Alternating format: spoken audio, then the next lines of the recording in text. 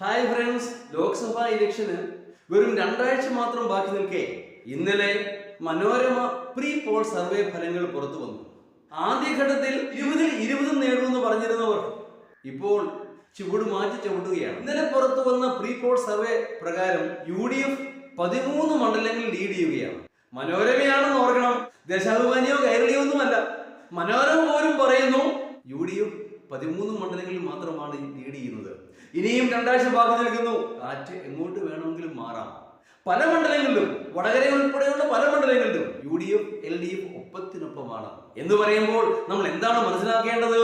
ഇടതുമുന്നണി UDFിനൊപ്പം തന്നെ പിടിച്ചു കയറാൻ ശ്രമിക്കുകയാണ്. പല മണ്ഡലങ്ങളിലും ശക്തമായ മത്സരം കാഴ്ചവെക്കുന്നു. 2019 ഒരിക്കലും ആവർത്തിക്കുകയില്ല. 2004 സംഭവിച്ചില്ലെങ്കിൽ പോലും 2019 നിന്ന് വളരെ വിഭിന്നമായ ഒരു റിസൾട്ട് ആയിരിക്കും 2024 ഉണ്ടാവാൻ പോകുന്നത്. തീർച്ചയായിട്ടും ലോക്സഭ ഇലക്ഷനാണ്. അതുകൊണ്ട് UDFിന് ഒരു എഡ്ജ് ഉണ്ട്. രാഹുൽ ഗാന്ധി ഇവിടെ മത്സരിക്കുന്നത് കൊണ്ട് തന്നെ. ഇതൊക്കെയാണെങ്കിൽ പോലും പല മണ്ഡലങ്ങളിലും LDF ശക്തമായ പ്രതിരോധം കാഴ്ചവെക്കുന്നു.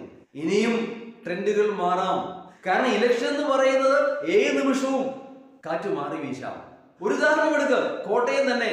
മനോരമ പോലും പറയുന്നത് കോട്ടയത്തെ നിർണായകമായി സ്വാധീനിക്കുന്ന ഘടകം എന്ന് പറയുന്നത് തുഷാർ വെള്ളാപ്പള്ളിയുടെ സാന്നിധ്യമാണ്. ഇടതുപക്ഷത്തെ വോട്ടുകൾ തുഷാറിന് ലഭിക്കുകയാണെങ്കിൽ അത് ചാഴികാടനെ പ്രതികൂലമായി ബാധിക്കും. കുറെ കൂടി വ്യക്തമായി പറഞ്ഞാൽ ഇടതുപക്ഷ മുന്നണിയിലെ SNDP അനുഭാവികൾ കൂട്ടത്തോടെ ശ്രീ തുഷാർ വെള്ളാപ്പള്ളിക്ക് വോട്ട് ചെയ്താൽ അത് തോമസ് ചാഴികാടനെ തീർച്ചയായും പ്രതികൂലമായി തന്നെ ബാധിക്കും. അതാണ് കോട്ടയത്തെ നിർണായകമായ ഘടകം. അപ്പോൾ ഇടതുമുന്നണിയുടെ മുഴുവൻ വോട്ടുകൾ ലഭിക്കുകയാണ്, തീർച്ചയായും ചാഴികാടൻ ജയിക്കുക തന്നെ ചെയ്യുമെന്നല്ലേ ഇതിന്റെ അർത്ഥം? അതാണ് നമ്മൾ മനസ്സിലാക്കേണ്ടത്. പറയുന്ന മനോരമയാണ്. അതുകൊണ്ട് തന്നെ റീഡിംഗ് ബിറ്റ്വീൻ ദ ലൈൻസ്, എന്താണ് സംഭവിക്കാൻ പോകുന്നത് നമുക്ക് ഊഹിക്കാവുന്നേ ഉള്ളൂ.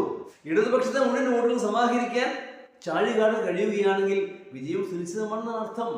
അതിലെല്ലാം ഉപരി കേരള കോൺഗ്രസ് ജെ അഥവാ ജോസഫ് ഗ്രൂപ്പിൽ ഉണ്ടായിട്ടുള്ള പടലപ്പിണക്കങ്ങൾ, അതേപോലെ തന്നെ ശ്രീ മഞ്ഞക്കടമ്പന്റെ രാജി UDFിനെ പിടിച്ചുലച്ചിരിക്കുകയാണ്.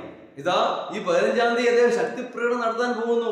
ജോസഫ് ഗ്രൂപ്പിലെ ഒന്നാമത് തന്നെ കോട്ടയത്ത് ആള് കുറവാണ്. അതിന്റെ കൂടെ രാജി കൂടി ആയപ്പോഴേക്കും കോൺഗ്രസിന് പോലും ശക്തമായ എതിർപ്പുണ്ട്. മഞ്ഞക്കിടമ്പിന് കൂടെ ആരെല്ലാം ഉണ്ട് എന്നുള്ളതാണ് ഇനി കണ്ടറിയേണ്ടിയിരിക്കുന്നത്.